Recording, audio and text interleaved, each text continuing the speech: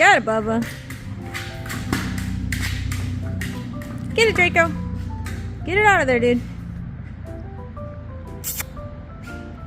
Draco. So I got a new car on Saturday. New car. It's used still, but new to me. And it has a CD player. So I started getting audiobooks from the library, and I have in here 2 right now, but I have 1 already in there in the thing. So I'm listening to Roxy by Neil Shusterman, and this one has an interesting concept because it's about drug addiction essentially, and it kind of follows 2 teenage siblings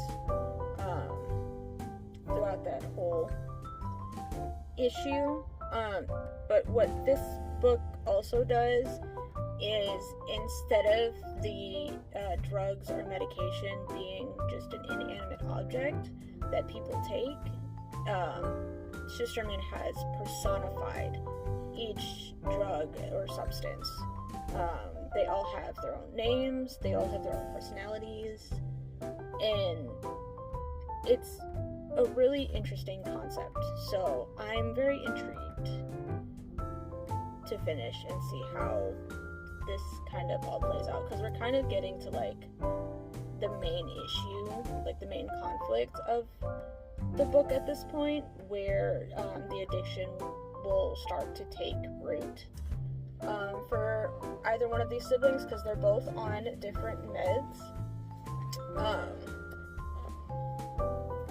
Roxy, who is the personification, actually represents OxyContin, the painkiller, so that's one of the siblings thing. And then another one is named Addison, who is the personification of Adderall. So I'm really finding this interesting, and it doesn't even bother me that I can't like speed up the playback. I usually listen to my audiobooks like 1.5 or 2 times speed just to get my brain to process it. It might just be with this book specifically where I'm taking more time to actually sit with it at a normal speed, that it's not bothering me. But yeah, I'm interested to see how this ends. She's curled up into the perfectest little ball. Hi, Boog.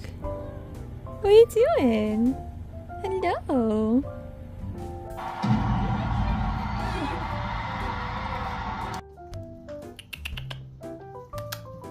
Hi, Munchkins. Hi. Hi, baby. You're so cute.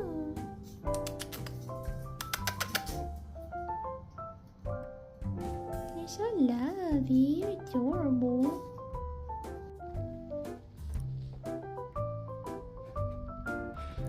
Blueberry is unimpressed with her brother.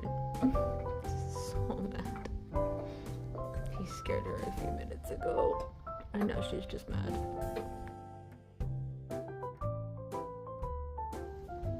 Smudge. Smudging. Smudge. Smudgy. What are you doing? You're just laying here on your back. What are you doing? You're so silly.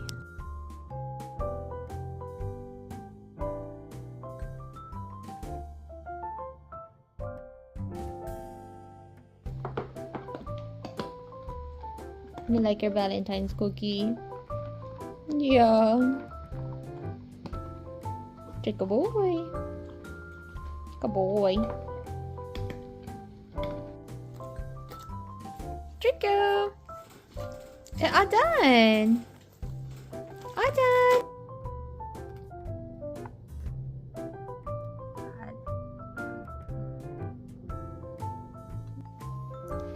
Draco. Do you like the antler? Yeah.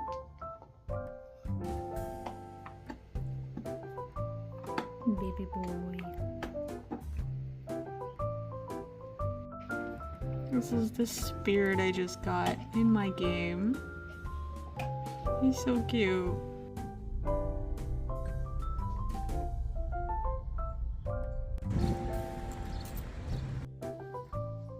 Got a new bed frame and this fool is already on top of it. And boo.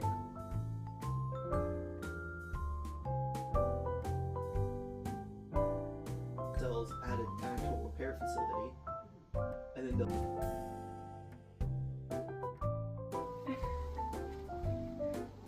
Blueberry.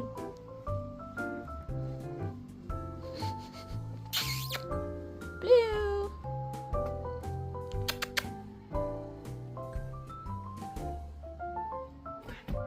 Just don't bite you. So here's my project so far for my Korean class. We just had to write like a PowerPoint presentation with like a daily life diary basically. So I kind of just did a weekend and what I did.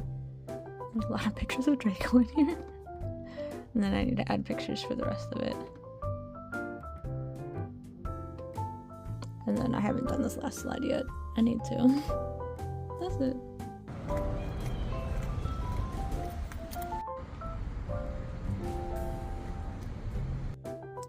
So I'm reading now the audiobook for Welcome to Night Vale. And it was originally like a horror fiction podcast. And then they started making a book series out of it. And dude, my brain's a little scrambled. I don't think I can keep up. But there's a lot of like quotes that can be pulled from here that is just out of pocket, random stuff that I feel like I need an ebook or the physical book so that I can actually like highlight them, because this book is crazy. This book is so crazy. But yeah, I am enjoying it so far. It's the narrator. I don't know if it's this narrator, like, specifically, or just the style of the story, or both. It could be both. But the whole vibe of this book, this audiobook, is giving Stanley Parable. Like, listening to the audiobook for Welcome to Night Vale reminds me of how the narrator in the Stanley Parable sounds. But this is more like horror-ish. So, it's very interesting. I do recommend it for anyone who wants creepy, weird, what is going on in this world kind of books.